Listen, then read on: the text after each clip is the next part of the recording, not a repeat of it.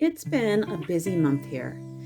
It is spring as I make this video, and the spring cleaning bug has got me. In case you're new here, hello, I'm Shayla. I create content all about faith, family, modern homemaking, urban homesteading, home education, DIYs, food, and Boho home style.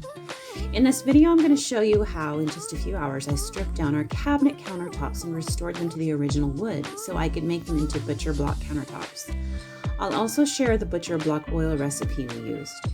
This is a project I've been wanting to take on for 2 years, ever since we moved here.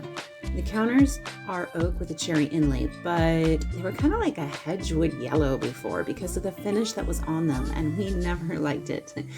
But beyond that, I've always wanted butcher block countertops that I could cut directly on. I'm a homeschooling busy mom of 6 kids from teen to tot, and because of this, I love to simplify whatever I can.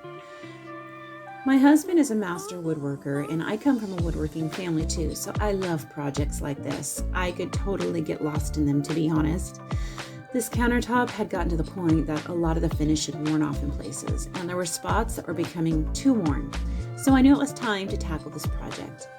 I've actually never used CITRIS strip that I used for this project before though, and if I had known how easy it was going to make the project, I would have tackled this much sooner.